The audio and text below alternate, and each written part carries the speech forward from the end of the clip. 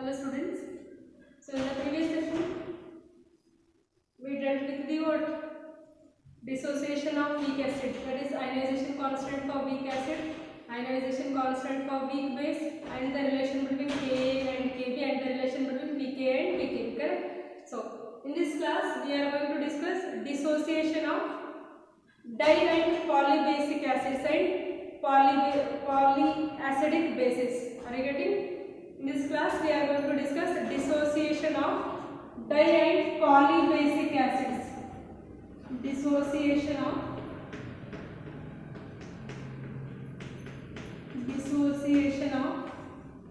di and polybasic acids and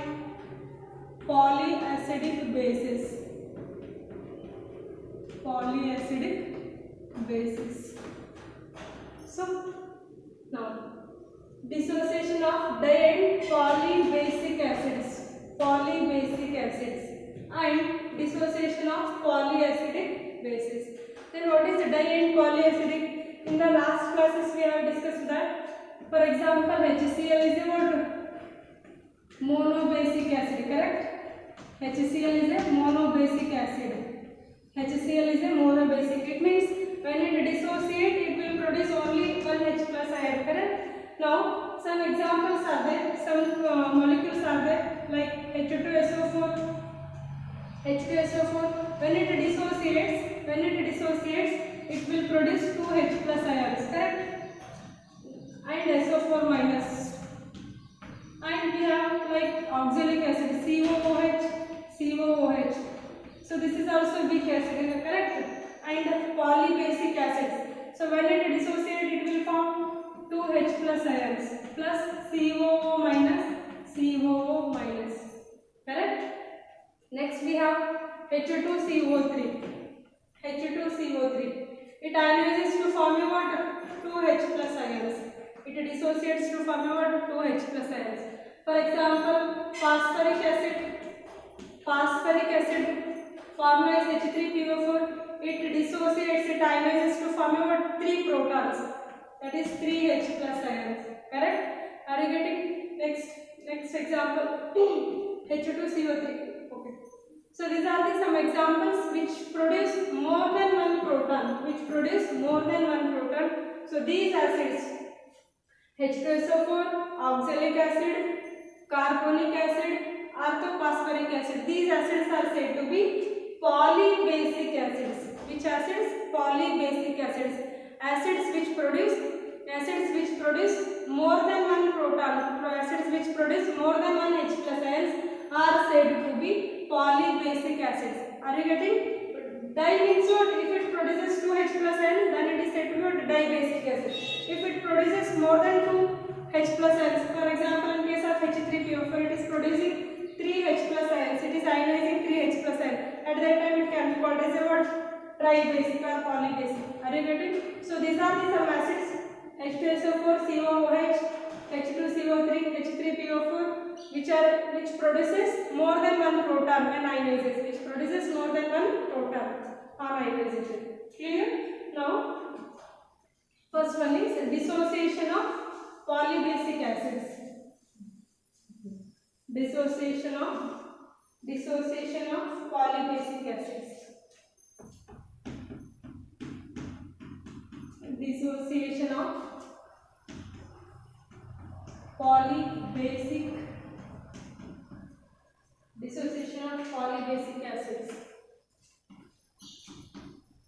Okay. So, I take the example like H2X. Consider a general example. H2X. Now this is a what? Dibasic acid.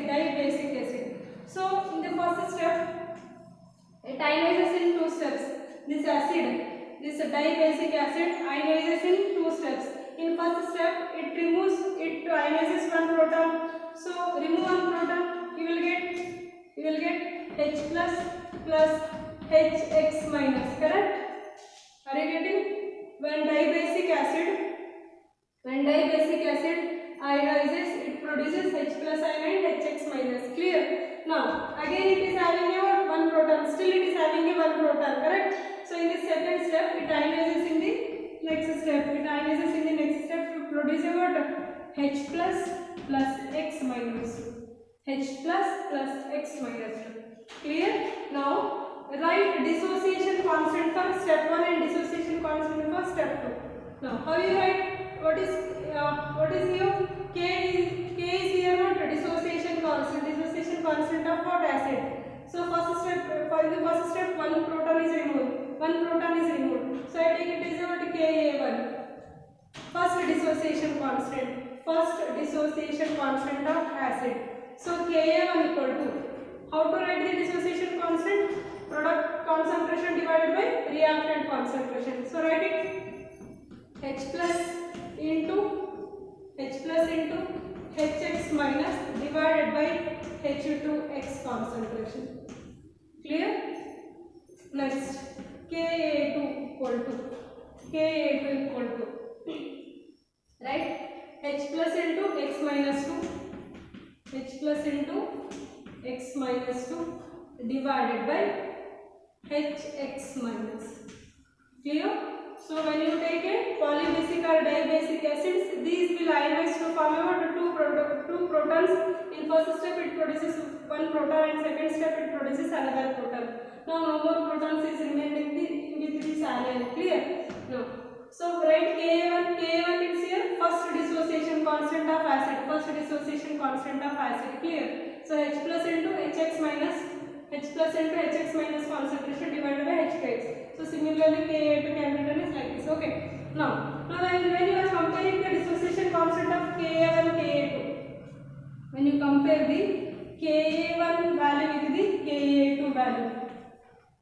So when you compare the first dissociation constant with the second dissociation constant, always the value of first dissociation constant will be more compared to second dissociation constant. Which value is more? First dissociation constant is more compared to what? Second dissociation constant. Carboxylic acid ke Ka1 value higher is compared to what? Ka2. What Ka means here? Ka means your dissociation constant. Okay. It means dissociation constant is higher means dissociation is more. Easily dissociates or removal of proton from the neutral molecule will be easy. Okay. So removal of proton or ionization of proton from neutral molecule will be easy because value Ka value is higher. Ka value higher is means dissociation constant is more. When the dissociation constant will be more, when the dissociation takes place to a greater extent. So it is easy to remove the proton from it, or it is easy to ionize proton from a neutral molecule. Next, once one proton is removed means the resultant molecule will be what? Hx minus. Again, to ionize the second proton, it requires, it will be difficult. To ionize the second proton, it will be difficult. Why it is difficult means, here we are removing which charge molecule? Positively charged ion from the what? Negatively charged ion. Are you getting? We are removing our ionization of proton, ionization of positively charged species from the what? Negatively charged species. Okay. So the force of attraction between positive and negative will be what?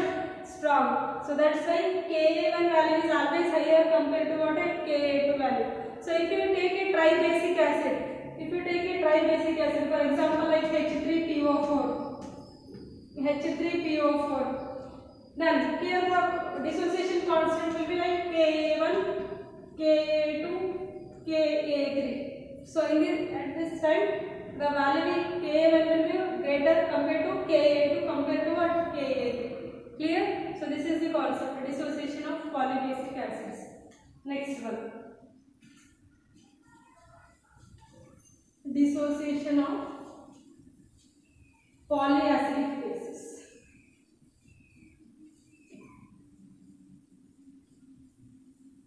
Dissociation of polyacidic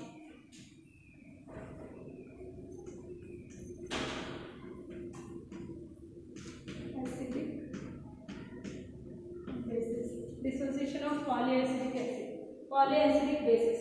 Examples for polyacidic bases are, bases means according to Arrhenius theory, which furnishes a OH minus ions, correct? Which produces OH minus ions is said to be what? A base according to Arrhenius theory. For examples, we can take beryllium hydroxide. Beryllium hydroxide ionizes to produce what? Two hydroxyl ions. Next we can take aluminium hydroxide. It produces 3 hydroxyl ions, correct? So these are the examples for the what? Polyacidic bases. Polyacidic bases. Clear?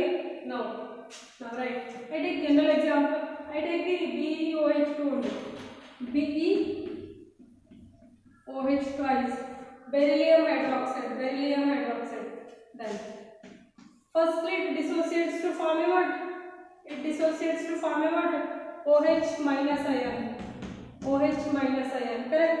When one OH minus is removed from the molecule, what will remain now? BeOH.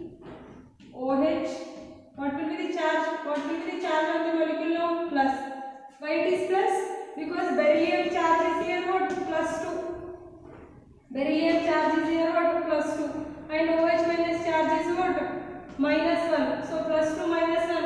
The whole charge will be what? Plus 1. Are you getting? Beryllium charge is what? Plus 2. Beryllium oxidation state is always plus 2.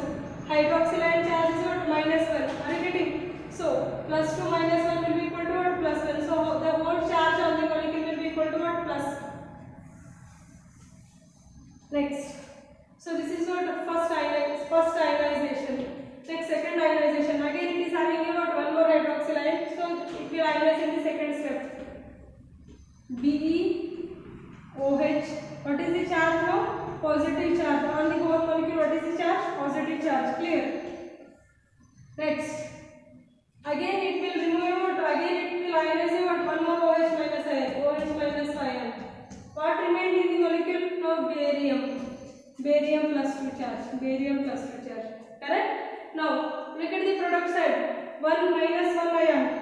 1 negative charge plus 2 charges. So plus 2 minus 1 plus 1. Plus 1 at the reactant side. Here plus 1 charge minus 1 charge. It will be what? A neutral. So neutral molecule. Clear? So reactant side as well as product side charges are equal. Now I write this as what? Kb1. What is Kb1 here? First ionization constant for base. First ionization constant for polyacidic bases. So write it as concentration of product divided by concentration of reactant. BeOH plus into OH minus divided by BeOH twice concentration. Correct?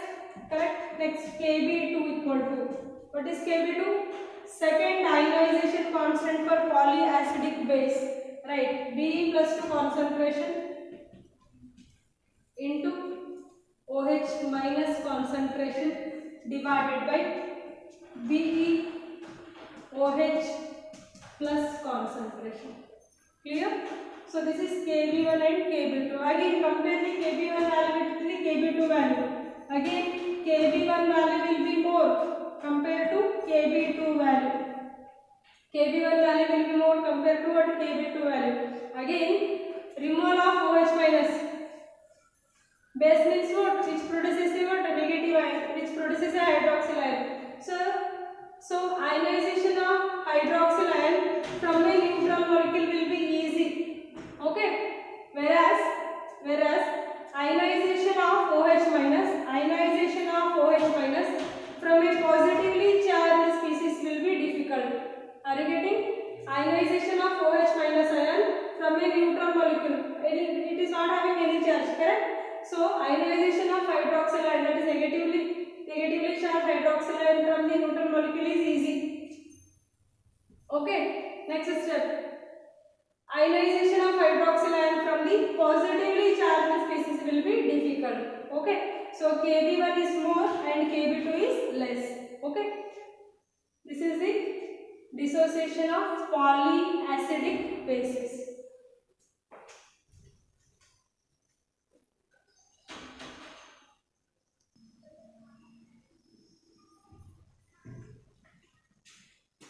Next concept, factors affecting acidic strength. Factors affecting acidic strength. For example, take acid like HA. For example, take acid like HA. Okay. So this is an acid. What is acid? Which ionizes to form a what? H plus ion. Which ionizes to form a H plus ion. Okay. Now HA is a what? Acid. Now the acidic strength of this HA. Acidic strength of this HA mainly depends on two factors. Acidic strength of this HA mainly depends on two factors. So then what are those factors? First one is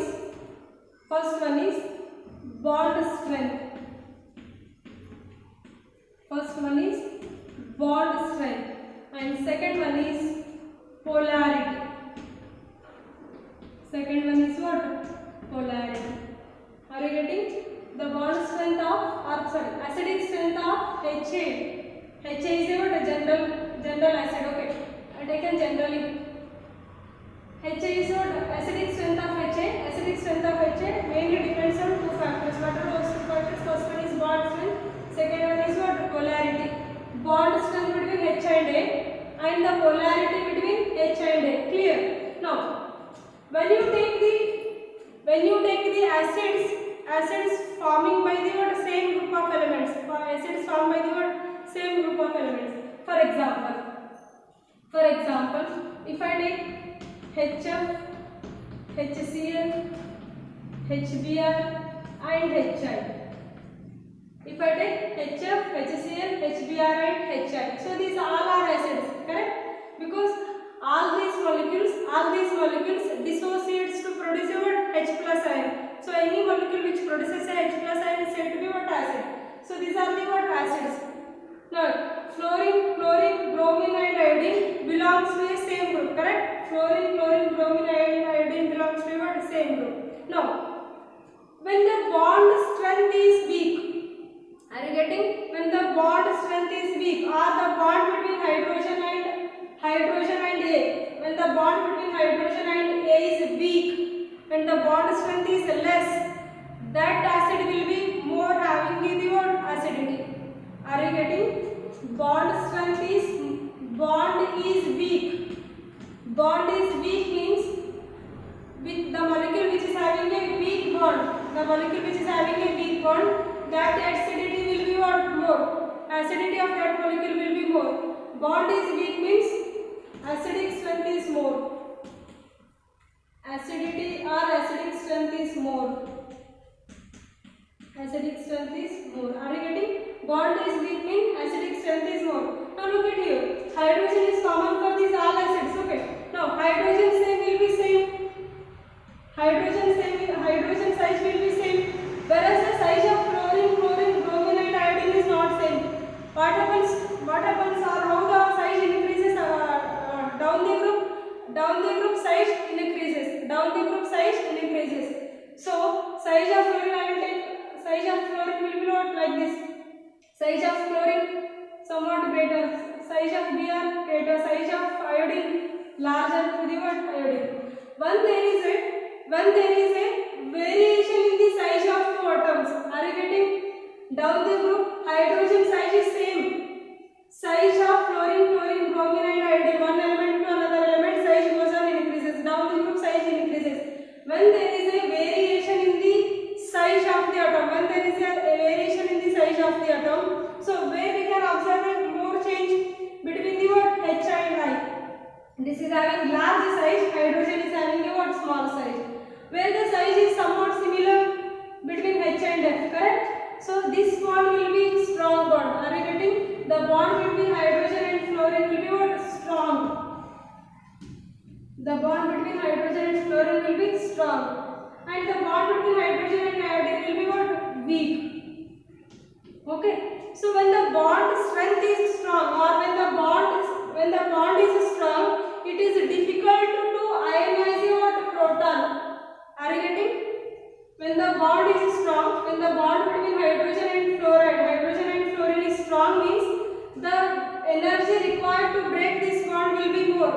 It means it do not readily furnishes a what? H plus ion. Are you getting? The bond is strong means it it is not easily produces a what? H plus ion. Clear? Now compare HI. The size is, there is a difference in the size of hydrogen atom and iodine atom, correct? So due to imbalance, due to variation in the size of hydrogen and iodine, this bond is what? Weak compared to which bond? HF bond, HBr and HCl. When the bond is weak, when the bond is weak between hydrogen and iodine, when the bond is weak means you can easily break the what? Hydrogen and iodine bonds. You can easily break the hydrogen and iodide bonds. So when it breaks, it will produce a what? H plus ion easily as compared to what? HF. Are you getting? So the acidic strength of H depends on what? Bond strength. What I have written? Bond is weak means acidic strength is more. Bond is weak means acidic strength is more. Now arrange these acids in their increasing order of acidic strength. HF will be less acidic compared to HCl, compared to HBr, compared to HI. So among the hydrogen halides, which is more acidic? HI is more acidic, HF is less acidic. Is it clear? Acidic strength of H depends on first factor, bond strength. Bond is weak, acidic strength will be more.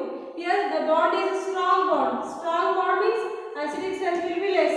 Bond is weak means acidic strength will be more. Clear? Next factor is polarity. The polarity depends on the what? Polarity depends on what? Electronegativity. When you compare the molecules across the period, acidic strength of molecules across the period, for example, if I take CH4, next hydrogen is common, next after carbon, nitrogen, NH3, after nitrogen, oxygen will come, that is H2O, okay, then after HF, correct? Now, here hydrogen is common. Okay, all these are acids to some extent, correct? No, between CH4, NH3, H2O and HF, which will be more strong? Which will be stronger acids? Now, HF is more strong acid, HF is strong acid compared to H2O, compared to NH3, compared to CH4. Why? Because polarity is more between hydrogen and fluoride. Here the polarity is less between carbon and hydrogen. Are you getting? The polarity is less. The polarity is less here. The polarity is more. Okay. Why the polarity is more? Across the period, electronegativity increases. Correct? Across the period, electronegativity increases. Correct? Hydrogen will have the same electronegativity value. Correct? Everywhere hydrogen will have the same electronegativity value, but carbon, nitrogen, oxygen and fluorine, when you move across the period, carbon, nitrogen, oxygen and fluorine, which group of elements, which element is having more electronegativity? Fluorine is having more electronegativity. When fluorine is having more electronegativity means the polarity is more in case of what? Hydrogen and fluoride. Okay, so because of this reason, CH4, NH3, H2O, HF, there is an increase in the acidic strength. When you move from CH4 to HF, carbon iodide to hydrogen fluoride. Clear? So this is the concept, second concept. So what we can write? So here first bond is weak means acidic strength is more. So polarity is more means